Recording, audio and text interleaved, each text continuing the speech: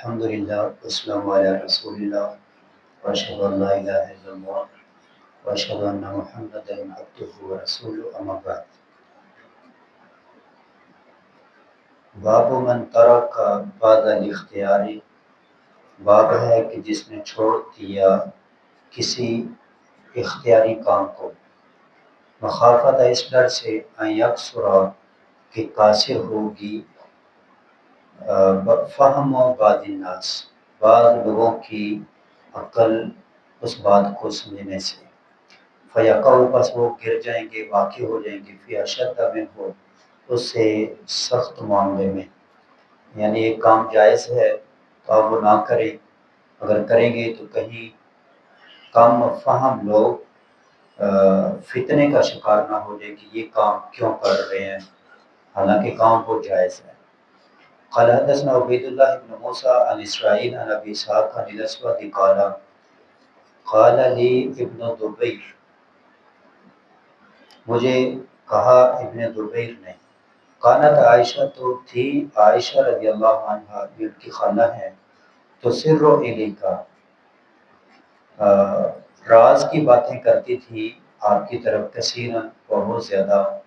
دوسروں سے ہٹ کر خاص باتیں آپ سے کرتی تھی، خفیہ باتیں، راز کی باتیں، تو خالہ بھانجے کے ساتھ بڑی خصوصی باتیں کرتی تھی۔ فما حدثت کا، کیا انہوں نے آپ کو بیان کیا، فی الکعبہ کعبہ کے بارے میں،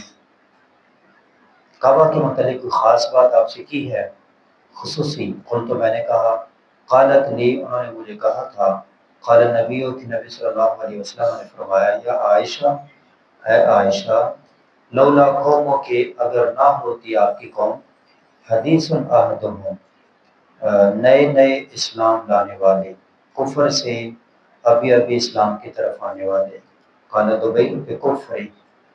حدیث عہدہم بکفر، نیا ہے ان کا دور کفر سے، یعنی کفر سے ابھی ابھی اسلام کی طرف آئے ہیں، فتح مکہ کا موقع ہے۔ تو اگر ان کا یہ والی کیفیت نہ ہوتی کہ ابھی ابھی کفر سے اسلام کی طرف آئے ہیں، لنقضت الکعبہ، تو میں کعبہ کو گرا دیتا، فجعلت، اور بنا دیتا، لہا اس کے لیے، بابین، دو دروازے، اب ایک دروازہ ہے، دو دروازے بنا دیتا، بابن ایک دروازہ، یدخل الناس جس سے لوگ داخل ہوں، وبابن اور دوسرا دروازہ، یخرجون جس سے وہ نکل جائیں، تو ایک طرف سے داخل ہوں اور دوسری طرف سے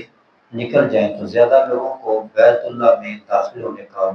اس طرح موقع مل جائے گا۔ اب ایک دروازہ ہے وہ بھی نہیں کھلتا، تو دونوں دروازے کھول دیے جائیں اور لوگ ایک طرف سے داخل ہوتے جائیں اور دوسری طرف سے نکلتے جائیں اور بیت اللہ میں داخل ہونے کی سعادت حاصل کرتے جائیں۔ لیکن یہ ابھی ابھی کفر سے اسلام کی طرف آئے ہیں، تو اگر میں بیت اللہ کو گرا دوں گا تو یہ کہیں گے، لو جی یہ کیسا نبی ہے جس نے ساری چیزیں بدلنی شروع کر دی ہیں، بیت اللہ کو بھی گرا دیا۔ کام جائز تھا لیکن نہیں کیا کہ کہیں لوگ فتنے کا شکار نہ ہو جائیں۔ ویسے ہی ایک کام اگر جائز اور آپ اگر کرتے ہیں لوگ فتنے کا شکار ہوتے ہیں تو بہتر ہے اس کو نہ کریں۔